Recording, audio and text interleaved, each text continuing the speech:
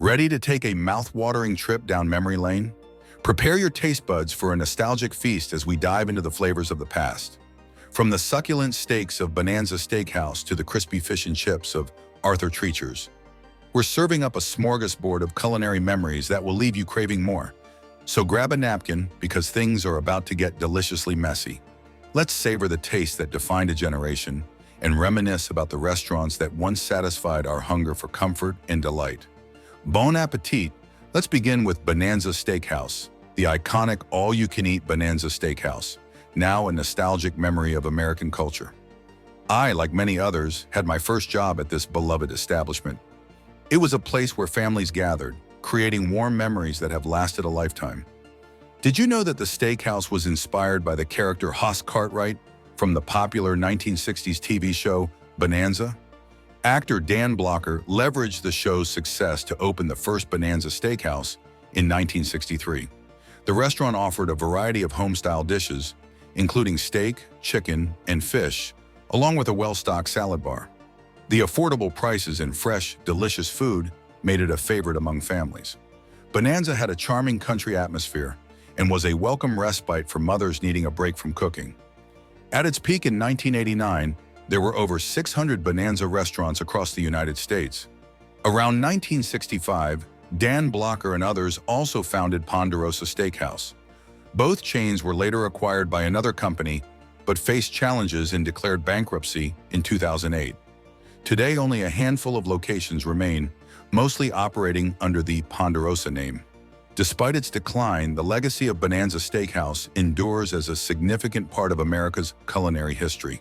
Share your own Bonanza memories in the comments below. Ground Round, the Ground Round, launched in 1969 by Howard Johnson, was a pioneer in family restaurants and sports bars. Known for its TV's playing cartoons like Woody Woodpecker and Betty Boop, and endless peanuts with shells tossed on the floor, it was a haven for kids. Memories include popcorn, peanuts, delicious burgers, and ice cream in plastic baseball helmets. Birthday parties featured Bingo the Clown, and kids could pay their weight for food. Though many locations have closed, some franchises remain, now catering more to adults. I don't have a lot of time, or I don't want to spend a lot of money. If you heard that, you knew where to go in the past: Sizzler. This restaurant was the go-to spot in the 80s for many families. The chain was founded in 1958 as Sizzler Family Steakhouse in Culver City, California. At its peak, Sizzler had over 270 locations across the U.S., known for affordable steaks, all-you-can-eat fried shrimp, and a beloved salad and soup bar. Sizzler was a favorite. The bread and Malibu chicken were wonderful too, and the best part? The ice cream machine with assorted toppings was a kid's paradise. Sizzler filed for bankruptcy in 1996, closing about 75% of their locations. They've since returned to their roots, moving away from the buffet model and focusing on providing reasonably priced steak dinners. They're still around, just fewer in number and a bit different. Do you have a Sizzler memory? Oh, that cheese bread, and how about the baked potato? If you enjoy content like this, don't forget to subscribe to the channel. Ponderosa Steakhouse.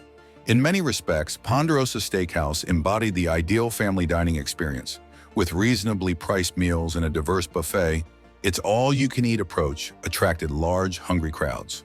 Inspired by the TV series Bonanza, three entrepreneurs founded Ponderosa Steakhouse in 1965, borrowing the name from the show's iconic Ponderosa Ranch. By the early 1990s, the chain had grown to over 700 locations. After decades of competition, Ponderosa and its rival Bonanza Steakhouse merged under Metro Media. Today, a handful of Ponderosa restaurants remain in the U.S., though many have closed or been converted to Red Lobster locations. The menu highlights steaks, seafood, and chicken entrees, all complemented by the buffet. Unlimited soft drink refills were a staple. In its heyday, a date night of dinner at Ponderosa and a movie was easily affordable. Both locals and travelers frequented the restaurant, often indulging in the renowned Howard Johnson's fried clam strips. Howard Johnson's, founded by Howard Deering Johnson in 1925, became a ubiquitous presence across America throughout the mid-20th century. The chain expanded in the 1950s to include motor lodges often located adjacent to its distinctive restaurants, marked by orange roofs and blue spires. At its peak in the 1960s and 1970s, it was the largest restaurant chain in the U.S., with over 1,000 locations. Family outings and vacations during this era often included a stop at Howard Johnson's, where patrons could choose from 28 ice cream flavors or enjoy signature dishes like butter-dipped frankfurters on New England-style buns. The restaurant's popularity was evident in its appearance in popular culture, such as an episode of Mad Men. Despite its early success, the rise of fast food chains like McDonald's led to a decline in traditional sit-down restaurants, ultimately affecting Howard Johnson's prominence. Nevertheless, the chain left an indelible mark on America's culinary and cultural landscape, with countless happy memories associated with its establishments.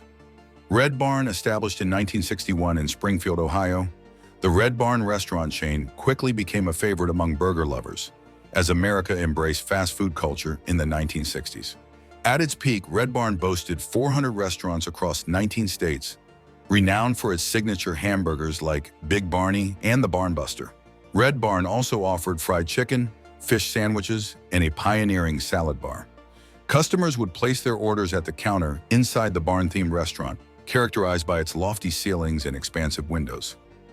After ceasing operations, most Red Barn buildings found new purposes. Some of the chain's restaurants were rebranded as The Farm in different states, maintaining the same beloved menu items from their Red Barn days. Arthur Treachers Fish and Chips. Oh, Arthur Treachers, the fish and chips champion that made Britain's finest seem like a mere warm-up act. Growing up in 70s America, this was the place to be, especially on Fridays during Lent when the fish and chips were the main event. And those hush puppies? Divine. Let's not forget the malt vinegar. It was like liquid gold. Founded in 1969, Arthur Treachers quickly became a fast food seafood sensation, with 826 stores nationwide at its peak. The chain was named after the charming Arthur Treacher, an entertainer known for his role in Mary Poppins and his stint as the announcer on The Merv Griffin Show. But alas, the tale of Arthur Treachers is all too familiar. A big company swoops in, quality takes a nosedive, customers flee, and the chain goes belly up. Now, the last standing Arthur Treachers is in Ohio, a culinary time capsule that's been serving up nostalgia for over 50 years. And who could forget the iconic yellow and green lantern? It was like a beacon of fried fish goodness, drawing in crowds that snaked around the building. Making Arthur Treachers at home? Impossible. It was a meal, an experience, a childhood memory that can't be replicated. So here's to you, Arthur Treachers, the king of fish and chips that left us with delicious memories and a craving that can't be satisfied anywhere else. Steak and Ale, established. In 1966, Steak and Ale swiftly became a beloved haven for steak enthusiasts nationwide, offering wallet-friendly prices and respectable food quality. Who could forget their bountiful sides? Loaded baked potatoes, crisp salads, and the freshest seasonal vegetables. The restaurant's warm, inviting atmosphere was like stepping into a rustic lodge, complete with a fireplace and plush leather chairs and sofas that beckoned you to stay a while. It was the perfect backdrop for family gatherings and leisurely dinners. Throughout the 70s and 80s, Steak and Ale flourished, with new locations popping up across the country. Yet as the decades wore on, shifting tastes and intensifying competition took their toll, and many treasured branches shuttered. Still, the spirit of Steak and Ale endures in the hearts of its loyal patrons, with a handful of locations continuing to serve up delightful and memorable meals that transport us back to simpler times. Bennigan's. Who else fondly remembers Bennigan's, the Irish-themed bar and grill that made happy hours a thing of legend? Born in Atlanta in 1976, Bennigan's swiftly became an American favorite, with its inviting dark wood interiors and fern bar vibe.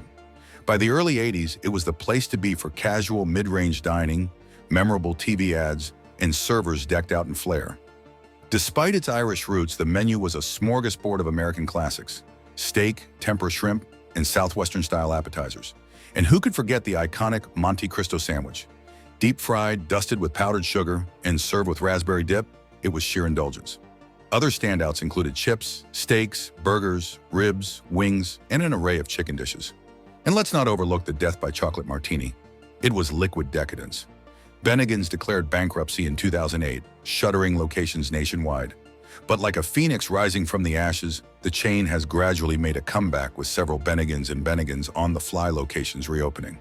When we reminisce about classic American restaurants, Bennigan's is sure to come to mind, evoking nostalgic memories of childhood feasts. Oh, for a bite of that Monte Cristo now. It's a sandwich that dreams are made of. Sambos, oh Sambos, the pancake paradise that sparked both joy and controversy. If you're a pre-80s kid, you likely have memories of begging, "Mommy, we're going to Sambos." Founded in 1957 in sunny Santa Barbara, California, Sambos exploded onto the scene, peaking in 1979 with an astounding 1,117 restaurants in 47 states. Picture this: a Denny's rival serving up stacks of fluffy pancakes amidst tiger-themed decor straight out of a certain problematic children's book. So how did a chain that once dominated the breakfast landscape dwindle down to just one location? Well, buckle up for a wild ride. The founders, Sam Battistone and Newell Bennett, claimed the name was a cute mashup of their names. But oh, the inspiration. They drew from the story of Little Black Sambo, complete with pancake-loving tigers and a dark-skinned boy. The walls were adorned with scenes from the book, including a pale, magical, unicycle-riding man called the Tree Friend. Because why not? By the late 70s, the jig was up. Protests and lawsuits poured in from communities who saw the name as a derogatory term towards Black Americans. While not the sole reason for its downfall, the controversial name certainly didn't help. The last standing Sambos in Santa Barbara kept its name until 2020, when it was rebranded as Chad's, after its owner, Chad Stevens. Going to Sambos as a kid was a treat. Pancakes, tigers, and a treasure chest? What more could a kid want? Did you ever indulge in this peculiar pancake palace? Share your memories, and let's laugh and cringe together at the wild ride that was Sambos.